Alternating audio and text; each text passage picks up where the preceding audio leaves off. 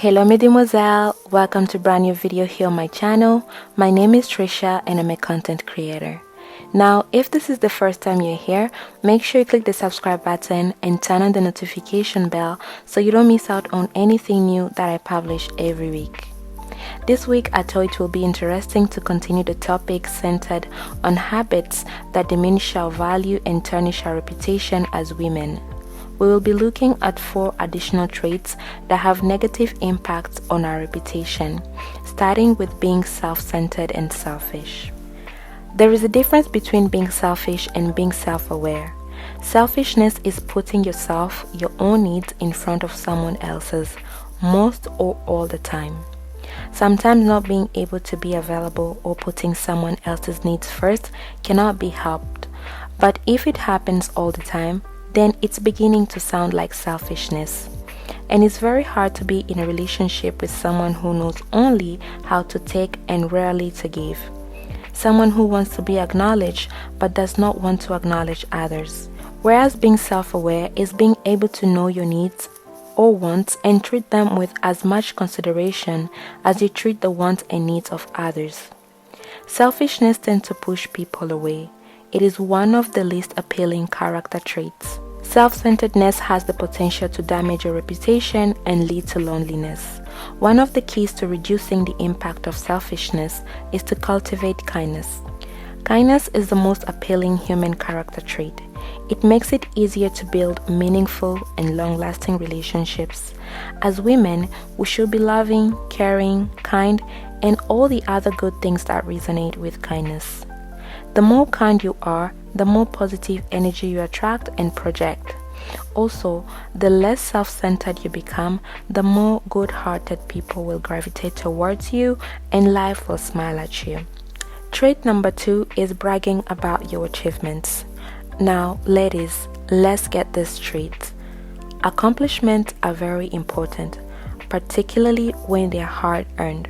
You should not feel ashamed of being proud or excited about your achievements, but be mindful that oversharing can rub others the wrong way and may result in negative outcomes. Most often when we share our achievements, it is in the search of affirmation or appreciation. However, if the audience, time, and setting are not properly chosen, it may lead to awkward moments or even no reaction from the audience, which may then elicit negative vibes, which could then possibly leave you feeling a bit depressed. I acknowledge that talking about ourselves just feels good, and sometimes we cannot help ourselves because even I once was a victim. But I quickly noticed that it becomes really annoying when you're talking to someone and all you can hear is, I this, I that, I went there, I did this, I ate that, I got this. Goodness, how annoying and exhausting such conversations can be. The worst part is them not allowing you to say even a word, and when you try to do so, they rush to interrupt you to refocus the conversation on themselves.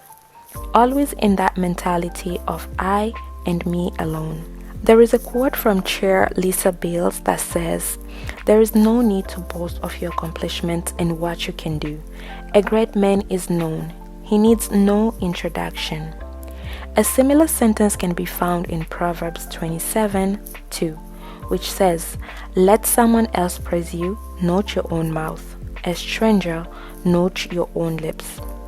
Bragging about your achievements every time you get a chance to is simply of low class, especially if you're using social media platform to brag about your wealth and whatsoever you have.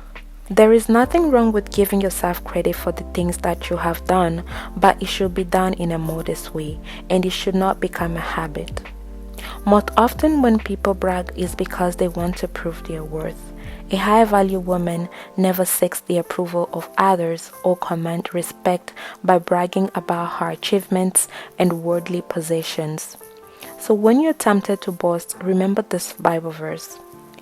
"But those who wish to boast should boast in this alone, that they truly know me and understand that I am the Lord who demonstrates unfailing love and who brings justice and righteousness to the earth, and that I delight in these things. I, the Lord, have spoken." Jeremiah 9:24. The third trait is holding grudge and not forgiving. Holding grudge happens when you cannot let go of feelings of anger or resentment towards someone who wronged you. Holding these negative feelings and ruminating on them can affect you physically and emotionally. I acknowledge that we all have been hurt at some point in our lives, and I truly understand how difficult it can be to move and forgive. However, holding grudge against those who wronged you will cause you more harm than the person who wronged you. Not being able to forgive can leave you with long-lasting feelings of anger, bitterness, and even vengeance. Not being able to forgive can chase away friends and significant others and even disrupt relationships. People can hurt us, but they don't have to have power over us. No one is perfect except for God. If you're not able to forgive, it means you're perfect, and that is why you expect everyone else to be perfect, not making any mistakes, and always being right. But that's just not true. The concept of perfection is flawed, so you can look at it as subjectively as you want. So it is absolutely okay to forgive those who wronged you and move forward. Forgiveness means different things to different people. Generally, it involves a decision to let go of resentment and thought of revenge. Forgiveness brings a kind of peace that helps you go on with life. Forgiveness is something we do for ourselves, not for the benefit of others. Forgiveness can lead to healthier relationships, improved mental health, less anxiety, stress, and improved self-esteem. Therefore, today make a decision to stop holding grudge and forgive those who wronged you. The fourth trait is not being patient and understanding. It is not elegant to not be able to control yourself and your feelings. Allowing your feelings to control your actions and your behaviors is simply not elegant. A lady never makes excuses for bad behavior. Being impatient and not understanding is simply rude and of low class. Patience is a virtue worth fighting for. Patience is the ability to be calm in the face of adversity, frustration, or even suffering. It is imperative to say that personality plays a role in why some of us tend to respond to life's delays and setbacks with more calm than others. If you're someone who's chronically or occasionally impatient, it is important that you become self-aware. You can do this by identifying moments in your life when your patience is tested and keeping a record of your reactions.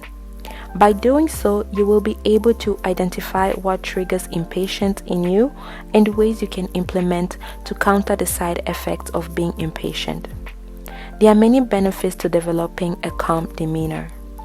When we are calmer, it is good for our heart because it doesn't put a load of unnecessary stress on our body, soul, mind, spirit, you name it.